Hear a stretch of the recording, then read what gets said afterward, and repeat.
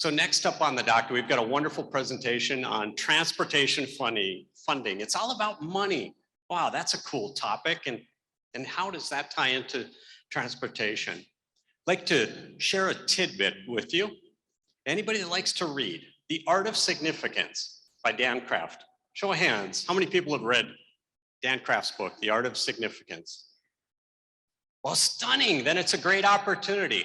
I encourage you to get the book and learn what it takes to move beyond success. When we look at success, for each of us, maybe it's financial freedom. Maybe it's the influence that we have, our popularity. Maybe it's the respect, the knowledge that we've gained. And we gain that certain level of our individual success.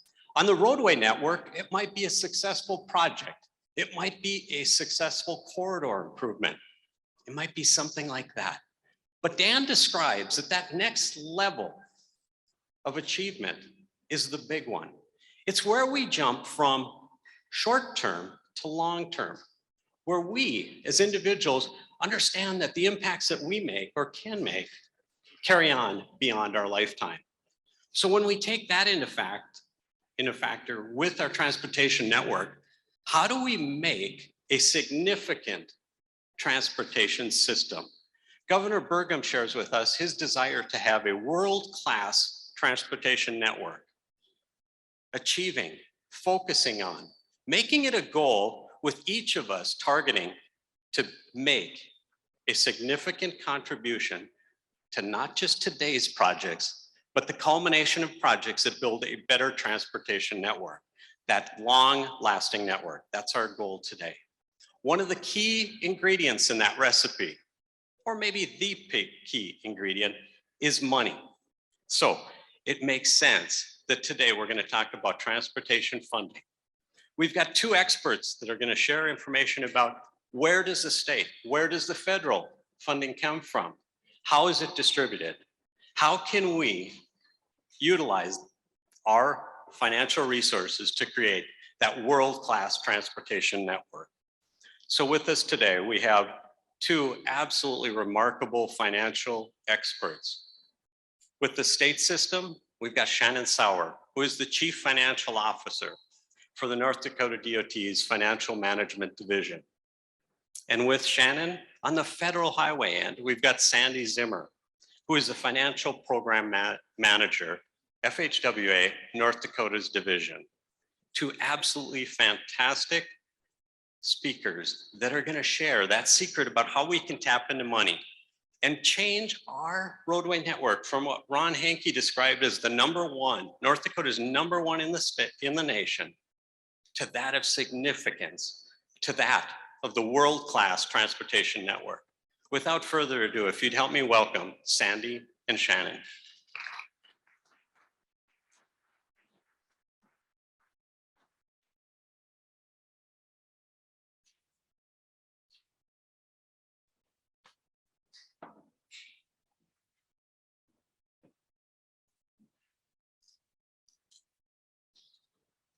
All right.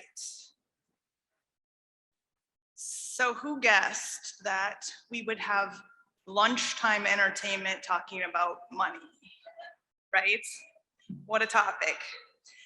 Before we get started, I'm gonna obviously cover the federal piece and Shannon's gonna take the piece of the state side.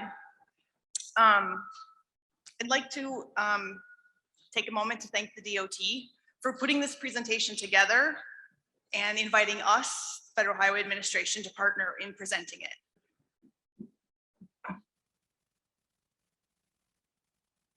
Okay, I'm not afraid. So anyway, thank you for putting together this presentation and inviting us to partner with you in it. Interestingly enough, our partnership this morning or this afternoon, whichever it is by now, resembles the Federal Aid Transportation Program, since it is a federal funded, state administered program. So we partner in carrying it out. Now, while that's a partnership, we all know that the DOT does the heavy lifting. The burden really resides on them. And so in North Dakota, as Ron mentioned this morning, they do a very good job of that. And we are committed to helping them do that. So thanks again for the invite. And we are committed to continuing to effectively carry out the program. So moving forward with money, how does this move forward? This way, there we go. All right. I am a lifelong Fed. I've worked for the federal government my entire career. And one of the things as a federal employee you learn is that everything rises and falls on the Authorization Act. Basically, it's an agency's permission to operate. It establishes or continues federal programs, activities, and such. So without it, we can't operate. Hence the recent government shutdowns. When agencies don't have an authorization bill, they do not work. And so in our world, that's often called the transportation bill, transportation authorization, or a number of other things. Just something you want to keep in mind when you're talking to somebody is that people use different language. One of the things about the authorization bill is it can be for any period of time that Congress decides. So it's been as short as 2 years in MAP 21 and as long as 13 years when Congress decided to start the interstate system back in the 1950s. One of the other things we get from the authorization is the ability to operate the Highway Trust Fund. That means the Highway Trust Fund can collect revenues and pay the states for their expenses. But getting to that authorization is no easy task. It starts about 2 years prior to the end of the current authorization. The current administration submits a proposal to Congress with what they would like to see in the proposal. Okay, I'm gonna have to take this out of here. If I can. That doesn't come out so easily. Oh, there we go. All right. So I'm not used to standing still, so I got to move around a little bit. All right. So the administration's proposal comes 2 years at the end of the current bill. That's submitted to Congress. And usually it's considered dead on arrival because they throw it out and they go to work creating their own. The House and the Senate start working on their own proposal. And in doing so, they hold public hearings, run it through their subcommittees and their committees, and come out with what they think a bill should look like. Well, as you can imagine, those two committees, the T&I committee in the House, which is the Transportation and Infrastructure Committee, and the EPW in the Senate, which is the Environment and Public Works Committee, they're both working independently, different people, different groups. What's the odds those two products are going to come out looking anything similar? Zero. So then somehow we have to come to one bill, and that's the role of the conference committee. The conference committee takes those two proposals from the House and from the Senate, and they work together to marry it into one. So once that's done and everyone can agree on something, then it goes to the president for veto or signature. Now, transportation legislation isn't generally very controversial, so we usually don't have the threat of a veto. However, once in our history, it's been vetoed. And that was because there were too many earmarks in it. So earmarks. Some of you may be new to this industry and may not have heard that term since they haven't been around for the last couple of years. Earmarks are Congress's way of taking the money and instead of flowing it through the DOT, so the DOT can decide which projects to do, Congress earmarks it for a particular project. And so that's an earmark. And that was why our one veto came in our history. So it's a complex process. This is how it's supposed to go. And as we know, and if you follow the legislation, it doesn't always go that way. Matter of fact, it rarely does. So as complex as it is, it's amazing. Oh, I went the wrong way. It's amazing that it's been happening for over 100 years. Yep, that's right. The Federal Highway Administration, or the transportation program, started with the 1916 and 1921 Road Acts. Why did Congress get into the roads business? There was a couple of reasons. One of them was the biking community. So if you're like me, and I'm guessing a lot of you were or are, you grew up in the country and you learned to ride your bike on the gravel road, right? How many people rode their bike on a gravel road? And it wasn't very much fun. So the biking community said and lobbied hard with Congress for better roads. That was one reason. The second reason was the world was moving west. States were forming, right? And if there wasn't some entity looking out for an interconnected system of roadways to effectively and efficiently move people and goods, we'd have one state bring a road to the border, and then the other state had no obligation to pick it up.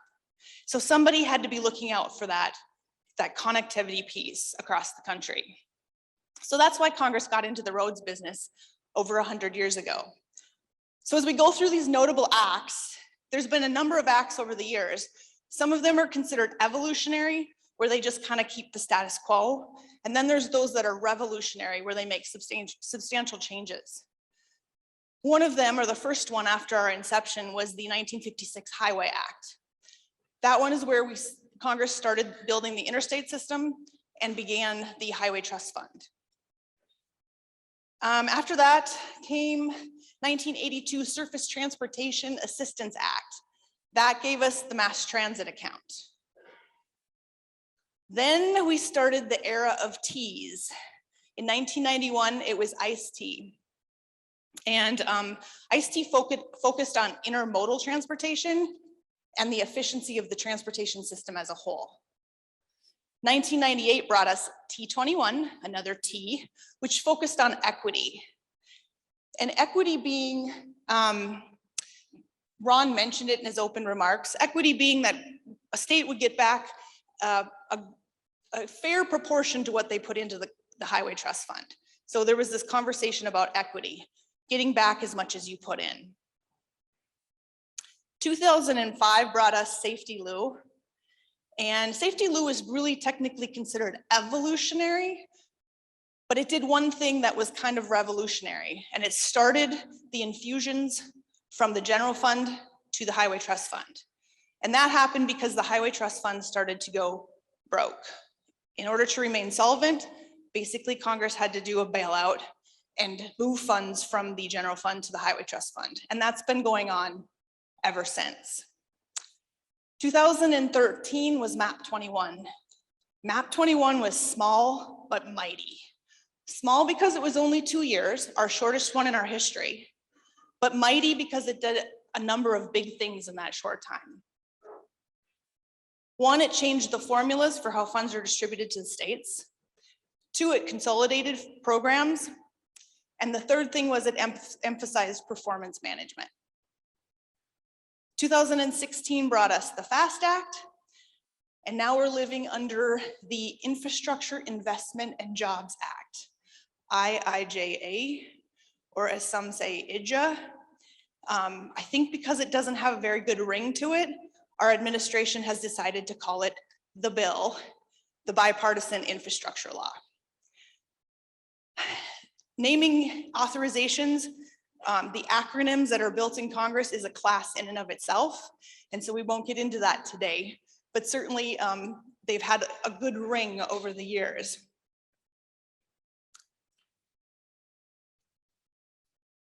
So the primary funding source for the transportation authorization is the Highway Trust Fund, except for those general fund infusions that I mentioned.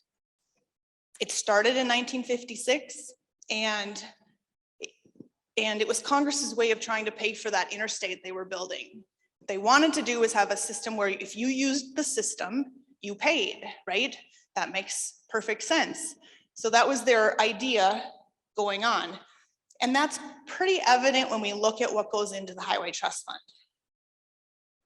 The things that most people are familiar with, the gas and diesel tax, most people recognize that that's contributing to the Highway Trust Fund. And currently, 18.4 cents per gallon of gas goes into the Highway Trust Fund. 2.86 of it goes into the mass transit account, and 0.1 cent goes into the LUST Trust Fund.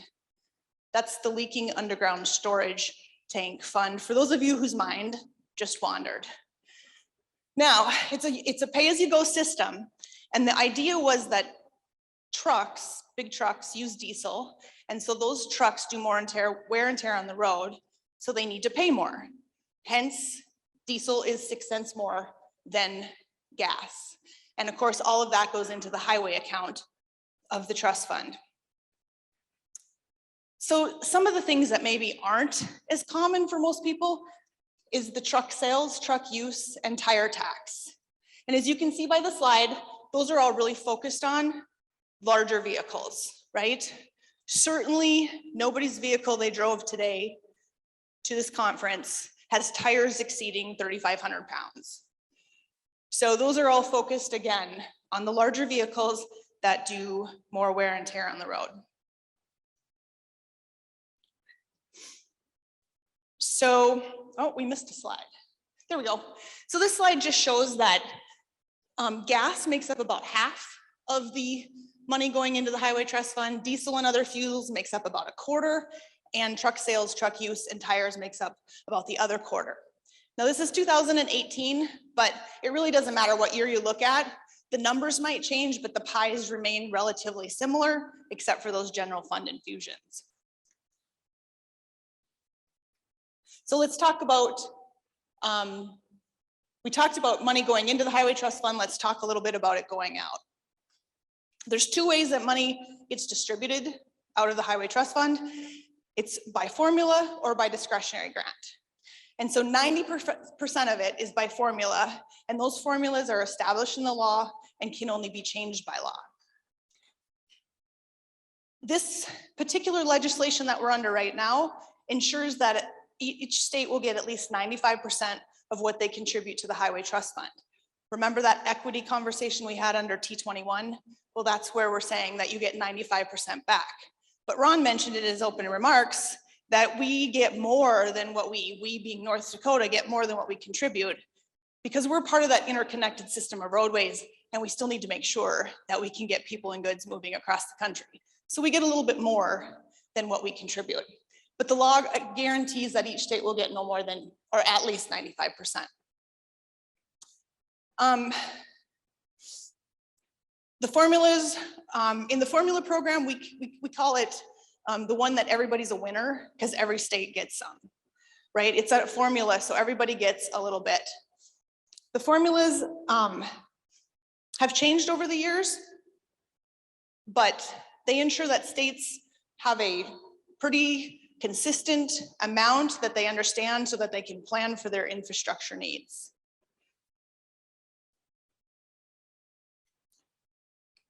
This is really touchy. Okay, and then we have the other 10%, which is the discretionary program. And the discretionary program is not by formula, at least not formula set out in the law. It's in either an administratively set formula by Federal Highway Administration in our case, or it is an application process. And of course, you can imagine that in an application process, not everyone's a winner.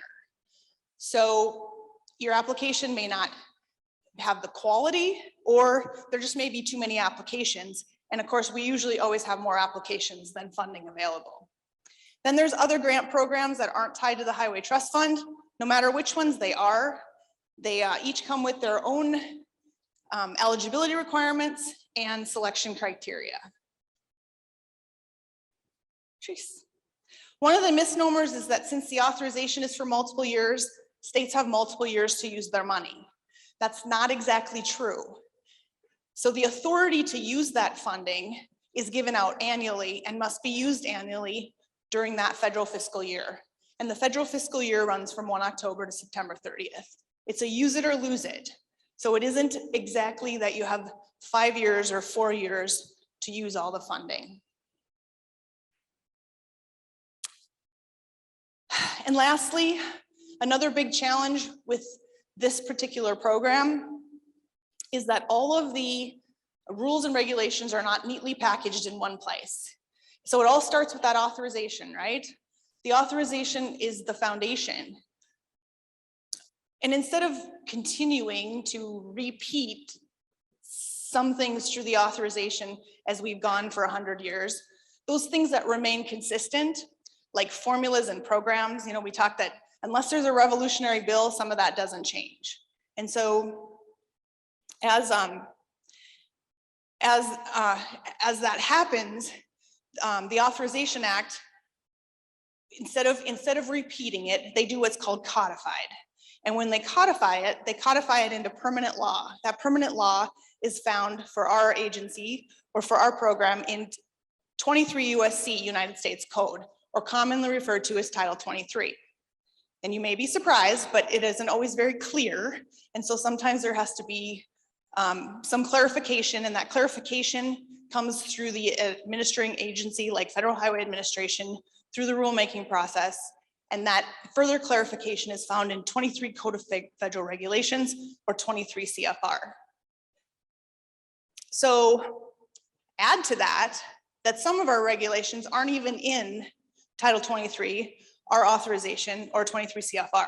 Some of them are outside of that, like ADA, Americans with Disabilities, applies to the program, but isn't within our regulations. So there's a lot of places for the DOT to look, for y'all to look as you're administering the program, whether you're a DOT or a local government.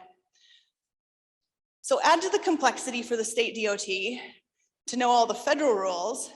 Now we have all the state rules to add to that. And for that, I'm going to turn it over to Shannon.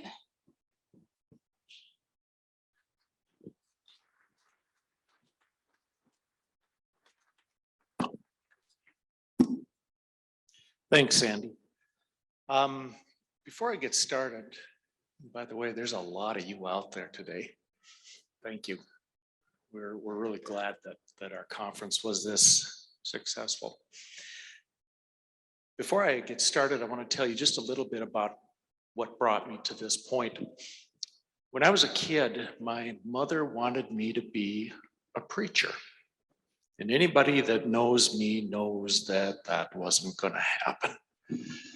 And I wanted to be a rock star. And anybody that knows me knows that I don't have that level of talent. And my dad just wanted me out of the basement. So we compromised and I became an accountant. Here I am. What I'm going to tell you about today is a little bit about our state transportation funding. North Dakota, like most states, relies very heavily on transportation user revenues, mostly fuel taxes and motor vehicle registrations. That's very, very common with most states. A little bit of history on our fuel taxes. Back in 1919 was when the fuel taxes got started. It was a whopping 1/4 cent per gallon. You can see here it's progressed probably about 18 times over the years, and it's now at 23 cents a gallon. And the one thing you should notice here is that it has remained at 23 cents a gallon since 2005. So we are trying to fund, whoops, that's not what I wanted to do. We are trying to fund a transportation system with a 17-year-old fuel tax structure. That's quite a bit lower than some of the surrounding states. Similarly, motor vehicle registration fees. What you see in front of you now is 45 years worth of the history. And notice it stops again at 2005. That was the last legislative session that they really did something with the motor vehicle registration fees. They did a session or two ago, they did address electric vehicles, but there's very few electric vehicles right now in North Dakota.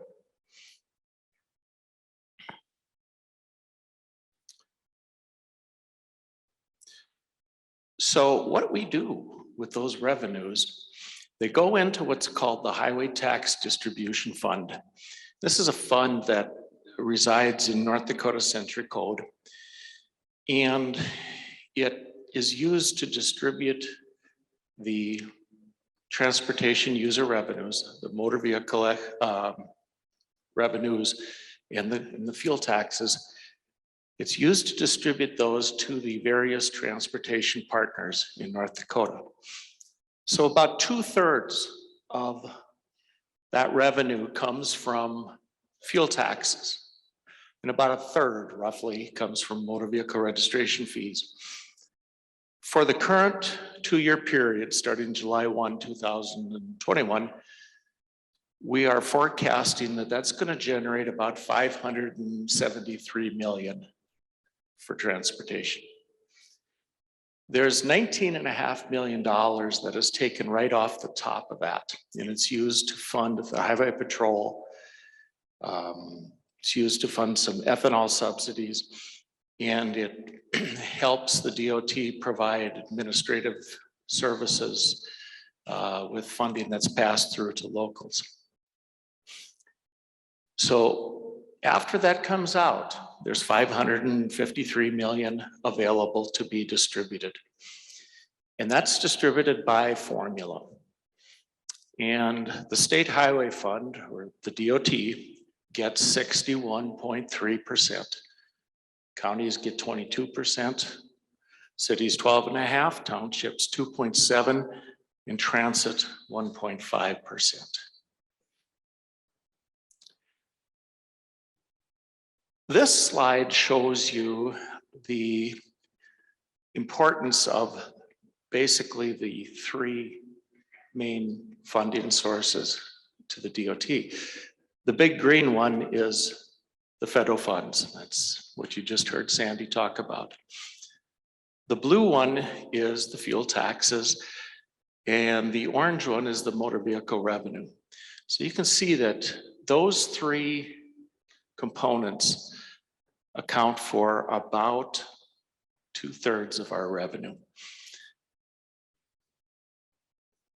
Similarly, just as kind of a side note, the way we spend that money, if you take a look at the chart right next to it, you will see that the green and the blue pieces, that's our highway construction program and our maintenance program, that accounts for about 91% of our expenditures. 91% of our expenditures actually go right on the road. In North Dakota, the DOT, we only spend about 3% of our revenue on administration. So we're a very, very lean organization. You heard Sandy talk a little bit about how Congress has, over the years, kind of filled in the gap with the Federal Highway Trust Fund. Our legislature has done the same thing. If you go back to 2007, they've started to recognize that the revenues that are coming in from the traditional sources are not adequate to fund the full program. So you see on this chart how they've historically infused one-time revenues into our budget to bridge that gap. That's been a very, very important part of our funding. The one problem with that, while we're really grateful for that funding, the one problem is that it becomes hard to plan and depend on that when it's only one-time funding.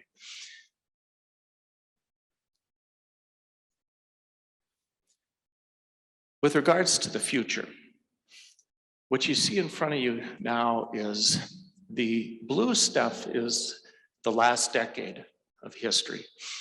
And you see the rise during the oil boom. Revenue was coming in quite well at that point. Then after the oil boom dropped off, we kind of resumed more of a normal pattern. And then COVID hit. We took a downturn, and now we're forecasting that we're back again on a kind of a normal, very, very modest growth. One problem with that is that as disruptive technologies like electric vehicles become more prevalent, it's going to probably cause this to trend downward a little bit, at least under the present revenue structure.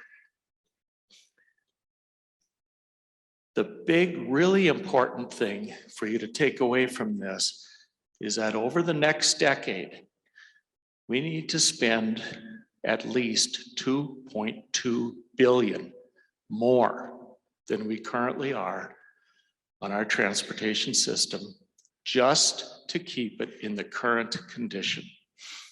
Obviously, that is a big gap. And that goes well beyond what we can address with traditional transportation revenues like fuel taxes and motor vehicle registrations. So we have to find a steady source of non-traditional revenues to infuse into our transportation system. This slide simply is kind of shows how we pull those pieces together. The piece that you heard Sandy talk about and the piece that I've talked about. And when you're dealing with state fuel tax, federal fuel tax, and license and registration fees, comes in to the various funds. Through the Highway Tax Distribution Fund, it gets distributed to the counties, cities, townships, transit, and the DOT. DOT gets 61.3% of that. The federal tax comes into the DOT through the various transportation programs. And we turn around and allocate about 27.6% of that back out again to our transportation partners for programs on their systems, as well as transit and safety programs. And what we all do with that money, we build and maintain our roads and bridges. We provide for alternate transportation. We ensure that freight is moving. We provide motor vehicle and licensing services, snow and ice control, maintenance, safety. All of those type of things are what we do with that money. So in summary, what I would like you to recall is that we rely very heavily on motor vehicle registrations and fuel taxes, and we will continue to. But we're going to have a big, big gap that needs to be filled. We're going to have to fill that by finding a steady source of revenue that is a little bit different than what we're used to. We are working on that right now, trying to find some alternatives and see what we can do. Because of time, we're not going to do questions and answers at this point. But if you have questions, shoot us an email. Sandy can handle the federal, I can handle the state, and we'll get back to you. Thank you.